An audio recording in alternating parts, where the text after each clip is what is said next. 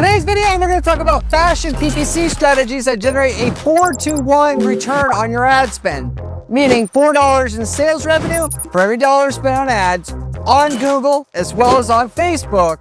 This is for your basic clothing brand that you're trying to start up or may have already started up already. These numbers are predicated on actual campaigns that I've ran for other brands. Okay, so this isn't just pulled out of thin air here. This is all stuff that's going to make the money rain out of the sky for your business finally. Because the number one way to grow a clothing brand, particularly online, but in general, is to run online ads successfully. Because there's tons of money out there, well, tons of people waiting to give you their money if you'll just be there to take it. At least using these methods here that are proven, that I've tested and vetted myself. So I want to go through what each one of these methods are, so you have the same strategies working for your own business, trying to build yourself up to millions, if not tens of millions of dollars in revenue per year for your business, like we've done at our agency for clients. If you stay to the end of the video, I'll make sure I'll go through the exact numbers.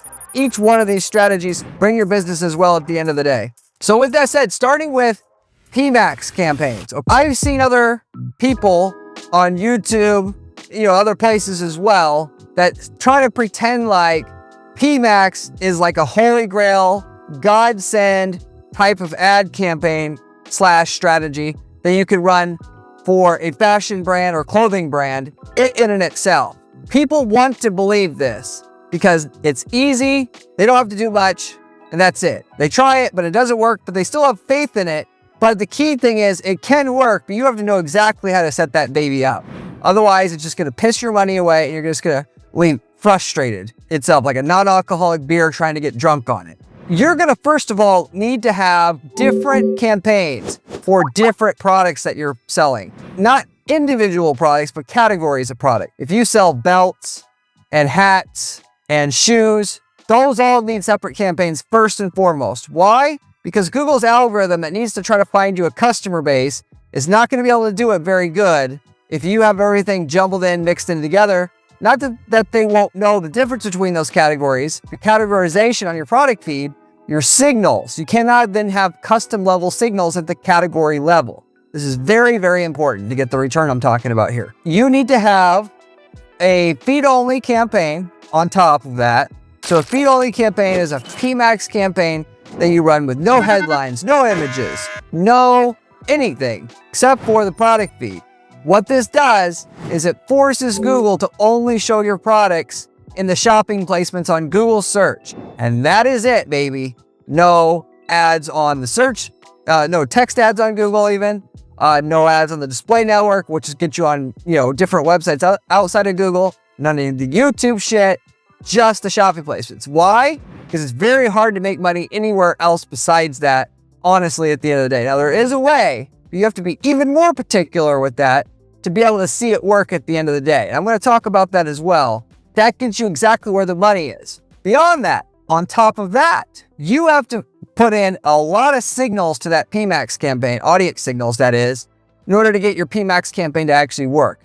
Signals train the ad system on who it is that is your customer and that where your ad should show up or who it should show up for before Google has to try it out, trial and error for themselves. This is going to save you a ton of money up front so that you don't run out of money before you hit profitability. So instead of it taking 6 months to hit profitability, you can hit it in 2 or something of that nature, which is about the rate and time it'll speed it up. You're going to have to figure out, is your customer base male or female, which is obviously pretty easy to tell, but actually run the stats on it. Go and take your customer base, upload it to Google, look at Google's stats. What are they telling you, male versus female? Or go to a ecom is the company I would recommend. Give them your customer list and find out where the sweet spot is on your customers. You're going to drill everything down to that, at least at the beginning. If you want to go broader after you start making money on the narrow demographics, you could do that. But what most people do is they try to go take over the world with their ads right away. Oh, if everybody sees my boots, they'll want to buy them. Nah. What will happen is a middle-aged male with a certain level of income will be the one to be willing to buy your boots. And so you need to get the 5% and 10% of the market which actually buys. And you could piss all your money away to find the 10%, or you could just spend the money like I tell everybody to do, and almost nobody does, and do actual market research on your customer base before you run the ad. So if you know 80% of the customers do not come from 30 to 18 age demographic, then don't run 18 to 30. Yes, there's some customers there. I get that. But what you're looking to do here specifically is find the 10% of the market which buys most, or if not mostly 70, 80% of all the product that you sell. And every market in the fashion space is going to have this. Middle-aged women is obviously the most common. If you sell to males, often it's going to be, older males, 40, 50, male, female, income signals. What income is your average customer? Because you can target the poor, the rich, it's up to you. You want to put that in as a signal as well once you find out the average income of the user. And again, if you don't know that, you can go to a company like Axicom, get that data very easily. Axicom tracks 40,000 unique traits on your customers that you want to know. And they'll tell you not only their demographic, income traits, but also their hobbies, their interests, their affinity segments, all of this stuff. So you find out stuff that you didn't know before, which will save you a ton of money on your advertising if you know how to use it and do utilize it. Because you can do things such as, if somebody likes high quality leather belts, that person also likes to have, they also like to buy cigars. And then you just market to people who buy cigars, and you've got a whole other customer segment you're going to unlock. I'm not going to get into that because that's more advanced upper level stuff. But once you've done all this stuff, that's the type of stuff that's going to make you money. Figuring out if they, the 2 or 3 traits that a person may have that makes them an absolute home run prospect to go after, that they're 100 times more likely to buy than the general person in the public. And the ad spend as a result going after those people is going to make sense then. Age, of course, find out the age of your user, add that as a signal. Getting into the competitors, find out who your direct competitors are. And I mean direct competitors. So if you sell leather belts to middle-aged men and you're in the middle of the price category, find other people doing that exact same thing, add them as an audience to use as a signal, and the system is going to then look at exactly who buys those other customers' products. You just are creating a custom intent audience, by the way. You can look up how to do that, but you put in their website, you put in their keywords, so when people search for those people or they go to their websites, Google's going to study those people specifically, and then they're going to know who to go after with your campaign as a result. And this is why, by the way, it's important to have different campaigns, because every product category of product you sell will have different competitors. Okay, so you want to be able to train the algorithm accurately, and you can only do that with the right level of granularity here. Customer lists. Of course, you're going to upload your customer list, add that as a signal, but that's not any good. This is a very difficult spot, niche/industry to make money in, running ads. You need to go further here. You need to take your customer list, sub-segment it out a bunch. Make, first of all, a category for people who have bought at least once. Add that as a signal list. Then make a different list for people who bought more than once, multi-buyers, with those 2 list types. Do that for every product category you have. So for your leather belt campaign, you're uploading a list of people who bought leather belts once, people who bought more than one leather belt. And this will give Google the maximum level of data to study and work with, pushing your campaign so they can see, okay, not only here's who buys from the competitor, if they don't buy from you, here's who buys from you. Oh, here's the difference between the 2 here. And therefore we know, hey, if they're on this other list and you're on this list, treat it this way. If they're not on this list, but they're on this list, treat it this way, so on and so forth. And they're going to drill it in what you want with the campaign very quickly if you give it this right data. Trust me on this. Then beyond that, you need heavy negatives. Okay. Again, this is a very competitive market. If you want to get a great return, you got to be able to narrow the targeting. Generally speaking, if you sell leather belts, if you're not making money yet, what I highly encourage you to do is, if somebody just types in leather belts as a keyword, you actually take it out and add it as a negative. Why? Because statistical likelihood somebody buys typing in leather belts when there's 500 other companies selling on Google, technically, between the organic and the paid selling leather belts, you're not going to probably win that customer. It's not likely. However, if a person types in black leather belts or tan leather belts, the person's, just by them searching a little bit more particularly, more serious prospect. They're not just looking around, because in the fashion space, what gets people is there's a bunch of people that are going to just look around on your website, just like they go to a mall and they look around. They don't intend on buying shit. I mean, like 90% of the people going to the mall into a clothing store aren't buying anything. Big money to get in front of 10 people and only one serious? Well, the way that you fix that is you add tons of negative keywords. So when they don't type in a specific long tail keyword search, like long leather belt or black leather belt, then you don't go after it. And you put this into a negative keyword list that you apply to the PMax campaign. Once you start making money, if you want to expand, you can add leather belt back in later on, but only after you start making a profit up front, because it's easy to do this stuff once you got money coming in, you got profits coming in. You can just reinvest your profits. Yeah, it's not making money right away, that's okay. But when you're starting out, you're on the clock, baby. You have to get this to work now. And if you don't, you're out of the game. So start as narrow as possible and that you can get away with, and you can still get clicks, okay? And then of course, GMC promotions. So inside Google Merchant Center, you can do a Merchant Center promotion, which is a discount that'll show up underneath your shopping ad. These work very well in this space. I recommend doing a 25% off discount code. People will hover over the shopping product. They'll be able to see your discount code. A lot of people are going to hover over all of them before clicking on anything in this space. And that'll get a lot more people to click on your ad as a result. There's some other stuff I could go over here that I'm not going to, like product seller ratings, where, you know, you get the golden stars to show up underneath your products. Those are very important. Look into getting those. Absolutely, because that's going to increase your click-through rates 20-30% in and itself, which will double your profits if you can get those on your ads long-term. From an increase in click-through rate, you're going to have a higher search impression share from that. You're going to have also a lower cost per click from that. And it adds all up to doubling your sales ultimately. But it takes some work to get that in place. Anyway, that's your basics there that you have to know to make the PMax actually work. Now, the return on that's going to be like a 3.5 ROAS if you do all that stuff and you give it some time to really run. It's not going to do that day one, but you give it 90 days. You will be surprised how quickly this builds out if you went through all those steps to train the algorithm up front. That's about what I would expect if you got a decent looking product. This is not going to help sell a piece of crap looking product. It's not. There's nothing I can do for that. If it looks interesting, you've hit a niche in the market that you know is a little bit underserved, it'll do that. Now, granted, if you don't know if your product will sell or not, this is going to tell you whether you should shut the company down or not. If this PMax doesn't work, which is going to work with everything, then you've got a major freaking problem on your hands. And for that matter, you should have, before you even started to sell your product or come up with it, should have ran an ad with just a picture of the product and see if you could actually get people to click the buy button.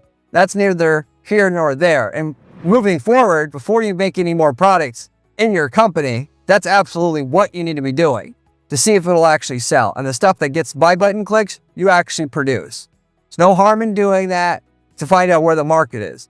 But that is PMax campaigns. Then, once you got that rolling, baby, you're going to take all the search term data under insights of that PMax campaign, and you're going to build out a search campaign from that, what I call search term converter campaigns. So if you find out somebody typed in rancid leather black belt, let's just say a weird search like that, you're going to target it as a keyword, an exact match, a dedicated search campaign that you're going to now run. You're taking the data from your PMax about what worked. You're doubling down on that keyword by having a search ad running, so it'll double essentially your sales from that keyword effectively, or triple it in some occasions. So the longer you run the PMax campaign, the more the search campaign is going to build up. You're going to also do, because it's the fashion space, custom image extensions, or what they call image assets now. What this basically is, here's your text ad, right, on top of Google. Once in a while, in the fashion space, it's almost guaranteed to show up. You have your little picture of your clothing item there next to it, or a picture of anything technically you put there. You want that picture to be the item that you're selling. If a person you're targeting the keyword, that's going to show a black leather belt. And this actually is the way that if you want your ads to work, it's got to work for you in the way that you need to set it up. That's the way that this PMax works, because they can see the item that they're going to get before they click. If you do the search ad the way that I said, you're also going to have the same thing. If you're wondering, it's just a small side, whether the image on the shopping and the search ad image extension, what gets the highest click-through rates, it's going to be the picture with the dress on the person. You want a hot model, but not too hot, as we found. And not just the dress on a white background and by itself. Why? Because eyes are drawn to human faces more than there are not. Which is, if you look around, like even YouTube, all the thumbnails on the videos, everybody's got their face on there, and that's for a reason. And people use and pay big money for models for a reason. That's another tip for you. Your search ad, the other thing you know as far as the ad copy goes, you're going to want a discount in the ad. March special, 25% off. Then when April hits, April special, 25% off. And you just keep doing this every month. Why? Because it'll roughly double your click-through rate once you have that going. So when they're typing in black leather belts, and there's a sale on black leather belts this month, black leather belt month, 25% off. That gets them to click on the ad at a super high rate compared to your competition, which is all you have to have that ad do to really do well. You got to beat your competition in terms of click-through rate and conversion rate. And Google will want to give you all the good quality clicks they can because you're helping their users get a better experience. Now, you may say, Corey, I cannot offer 25% off. Well, sorry, but you'll make way more money in your e-commerce business increasing your prices and then having discounts available. So some people will have to pay more, but that's just how it is. Why? Because people, especially in this space, like I was mentioning before, they like to dick around and just browse around, use your ad money to just see what's out there. And it's fun to them to just look at clothes. Ultimately, if you put a time limit on a certain discount and reward they're going to get by buying now, they're going to buy it now, shockingly, at a much higher rate than they would otherwise. You raise your price 25%, have the 25% discount available for ongoing promotions that you're going to run. The reason why you do all this, and it makes money in itself, but the big money in this space is going to be running your ads aggressively enough to get on the radar of people who want to resell your product in retail stores specifically, and I mean offline, but also online stores as well. Why? Because the people that want to sell your boots, your coats, whatever, guess where they're looking more than any place else? Find stock. They're going to go to Google. They're going to type in black leather boots because that's what they want to sell. They're going to see what shows up on Google. And then they're going to go to your contact form and they're going to fill it in and say, hey, I'm interested in selling your boots wholesale. What is your wholesale pricing? And then you got a huge revenue channel that came in as a result of trying to sell to the general public. If you're doing outbound to retail stores to get them to sell your product as well, to stock your product, you'll do 10 times more business that way if you already have a good campaign pumping on the front end. Because when you could go to them and you could say, hey, we have 500 brand searches a month. We also spend XYZ amount on Google every month and do XYZ transactions every month. That's way more appealing for them to stock your product because A, they know it's proven. B, they know people in store, when they go to Google it online, there's something there. And they're not just buying some random Chinese thing in their mind. For that matter, it's kind of like chicken and an egg here a little bit. They don't want to buy anything that's not proven, but you need, of course, sales to get proven. From what I've seen, the brands that I've worked with, they're using PPC as a springboard, and then they're getting the offline deals, frankly, where the bread and butter is, because it's expensive to market online compared to the offline stuff where there is no advertising cost. The product moves and that's it. Even though it's a pain in the ass to deal with retail stores, and that's a whole different thing. And you may not want to do that. Maybe you just want to go direct to consumer only, and that's fine. You're going to have to spend more time and effort on advertising strategy because this stuff doesn't work unless you're paying really close attention to it and you're constantly doing it. There's no, hey, I've set up the ads now and I'm good. No, it's set it up, testing. You're testing some more. You're monitoring. You're testing some more. You're trying other things. It never ends. The hustle never ends, ultimately. Now, you do all these things, you're going to make good money. 5 years from now, there's going to be new stuff that's changed, doesn't work anymore. And so you're going to have to constantly pay attention to this stuff. So you pick one hell or the other. You want the learning ad hell, which is never going to be easy, or do you want to deal with the retail stores? Anyway, with the search term converter campaign, as I called it, we're getting a 3.1 ROAS on the last female clothing brand that we worked with. Compared to the 3.5 ROI or ROAS on the PMax, it's not as good, but in the apparel space, it's still profitable, given that, the cost of the product is about 25% of the cost of the sale. By the way, if you're going to go direct to consumer sales online, if your cost of goods is not 25, 30% in that range, it's going to be really tough to make money because your competitors are there. They're willing to spend and able to spend more on advertising than you, and they're just going to trample right over you. Ultimately, you got to raise your prices if you don't have those kind of margins right now. So you have money to spend on marketing. You need marketing to make the company grow. Without it, you're obviously dead in the water before you start. That's search campaigns. Now, you also got display campaigns, Google Display Network campaigns that you can run through Google Ads, demand gen campaigns you can run through Google Ads, then also Facebook ads specifically. But I'm talking here first about, with all of these, remarketing, marketing to people who've been to your site at least already. So the key thing here is you want to market to people who've been to your site already as a way to get more sales from the people that you know that are in market for a black leather belt to buy. The first of which is you create a special audience of anybody who's been to the site within the last 30 days and spend at least 1 minute on the site. We found that that's a very effective way to do it, given that a lot of people that come to the site for 30 seconds, they're not useful to us. The browsers. But if they've been on the site for over a minute, they probably have some serious search intent. Not only that, after 30 days, they kind of really aren't that interested anymore. So we want them, ideally the first few days after they've been to our site and they've been really browsing around for a while. Then we know we can get them with a good pitch. With that, you're going to have an ad that says 25% off, for August, summer sale, for Labor Day sale in September, whatever. With that, they click that ad, they get to the site. You have something called a hello bar at the top of the page that says what they saw in the ad: August sale, 25% off, summer sale. So they know when they get to the site that the ad is something they're actually going to be able to get. Ideally, you have a countdown timer on the hello bar, which that hello bar is on the very top of this inch of the screen, basically is what it is. You can Google this. Hopefully the editors will put a graphic here that shows what a hello bar is. But that's your formula right there. So what this does that's great is it doesn't give a discount to just everybody in your store. It gives a discount to people that you know you need to give a discount to buy. Because that hello bar, it can be programmed, hellobar.com, so that unless they click this exact ad, they ain't gonna see no discount on the website. Versus having to give a discount to everybody, having it on the homepage and all that, it just shows up when they click that ad. So you effectively have a landing page for the campaign by using this hello bar, which is different than everything else. You also are though gonna run a campaign, separate campaign for past customers, quarterly. Every quarter, you're gonna run an ad to people who bought in already before with a customer appreciation sale. Every 25% off everything off our fall line, off our winter line. You keep doing like that. We found that was very effective. Also, multi-buyers, people who bought more than once, which is why you want that customer list singled out for targeting. Setting up ads for new styles. So when you come out with a new boot line or a new pair of boots, you run an ad showing that you know already has some ideally good initial traction with your base through email.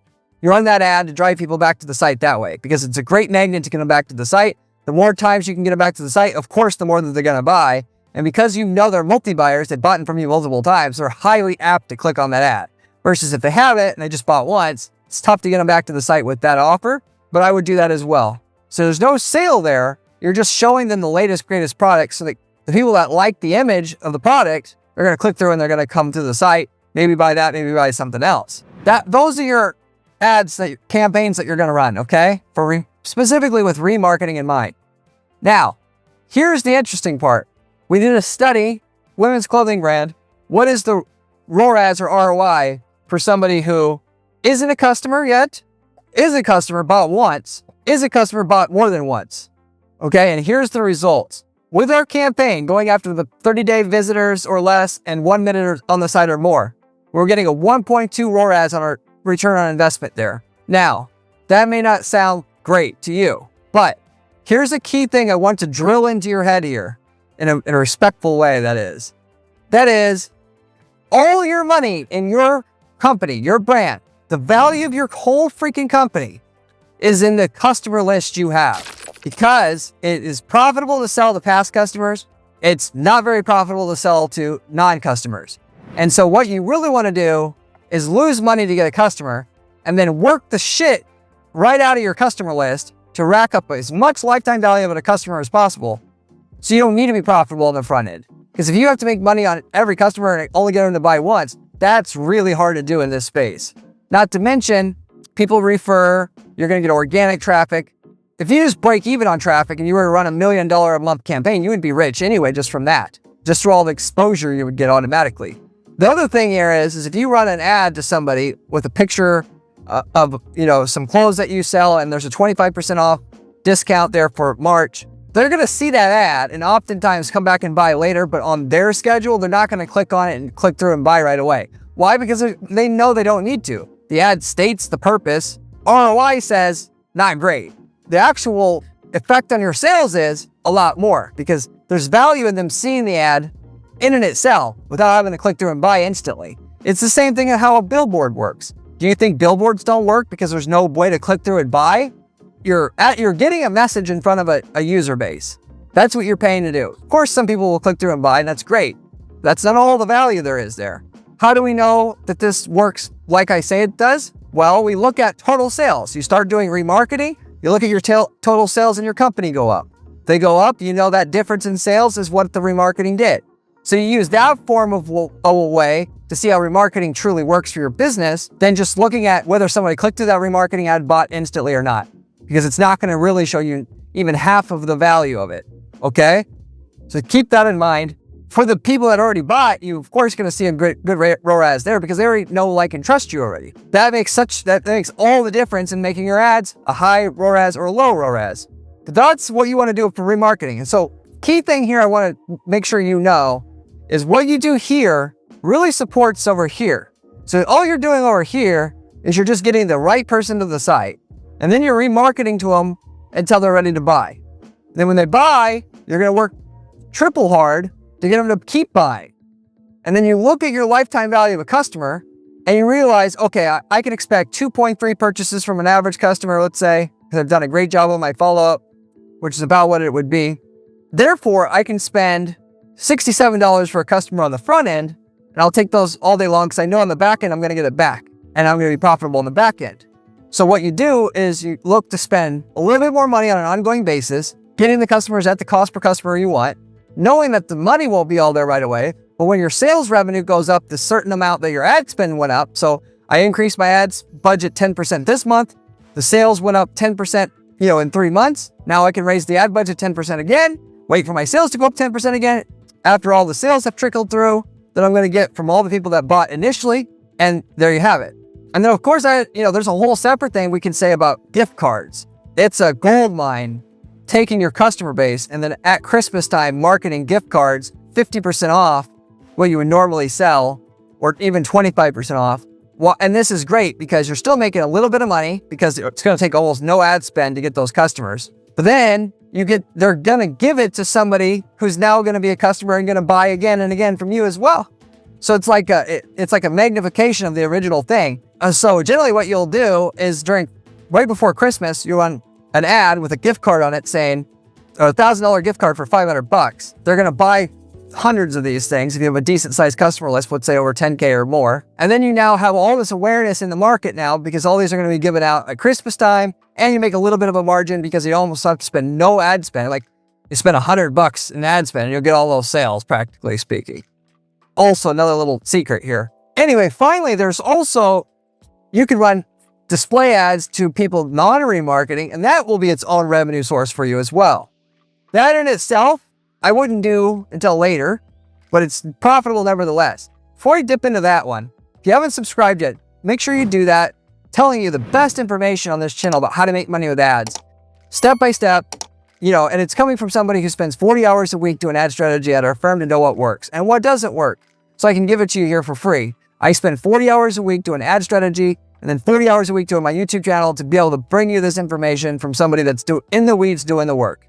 I've got a great blog, of course, on my site as well at guaranteedppc.com/blog, where you can find step-by-step information on how to actually make money with online ads as well there. If you like the channel, you should definitely like the blog as well. If you have any questions about anything I'm covering here, by the way, leave me a comment below. I get back to every single person who leaves me a question or comment on this channel, usually within 24 hours time.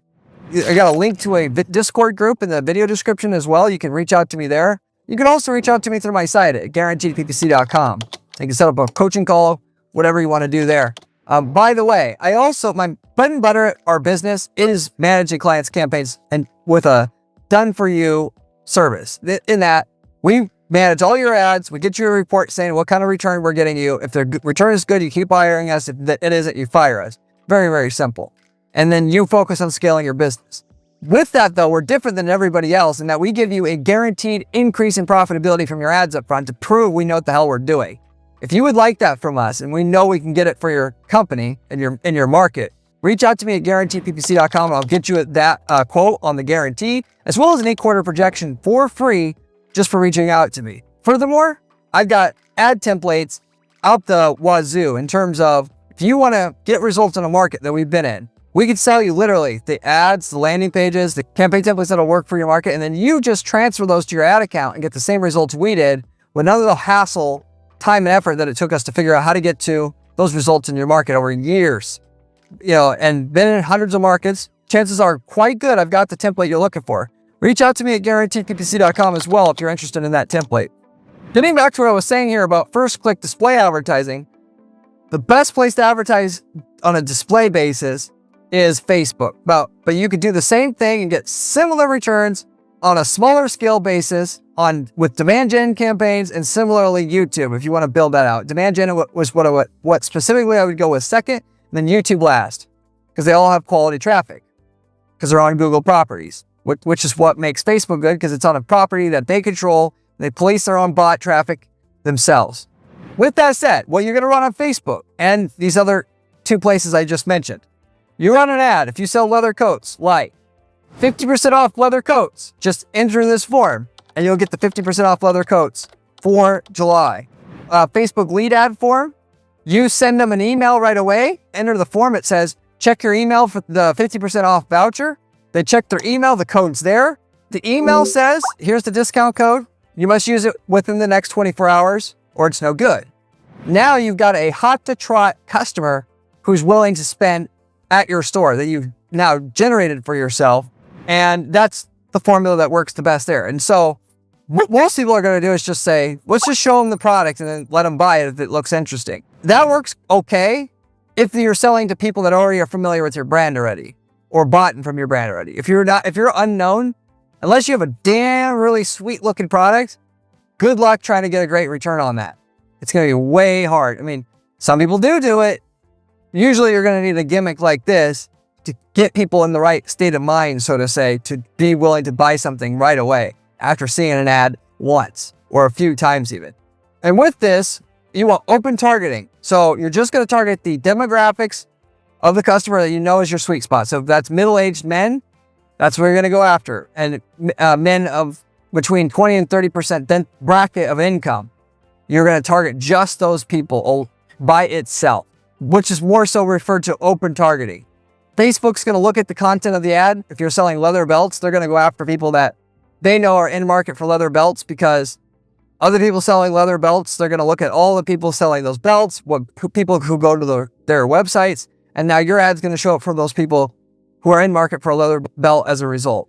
And because your offer is so good, they're going to jump on it. The type of return we got with this, with the women's clothing store that I told you about, that this is all based upon, was a 1.4 ROAS, right in that range. Okay, so not great. Again, it's not like this stuff over here, but this stuff over here is limited. You can scale here to millions of dollars a year in sales. But if you figure this stuff out here, right, you can double, if not triple, the sales that you're going to be able to make in your market, adding that piece to it. And it's going to get people that aren't actively looking to buy right now to your store, that would buy.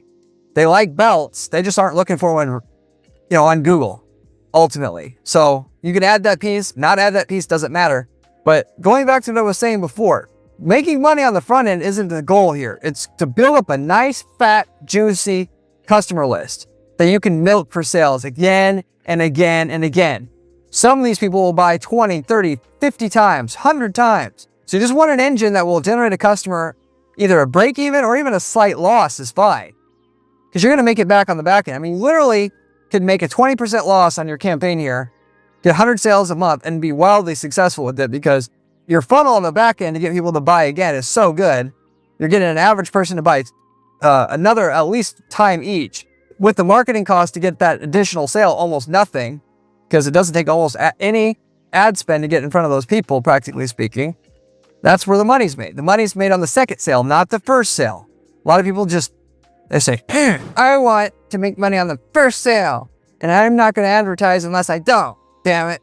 I mean, frankly, just to state it frank way, that's loser mentality, because any competitive market whether it's you're talking about the makeup or cosmetic space, fashion space, it's so competitive.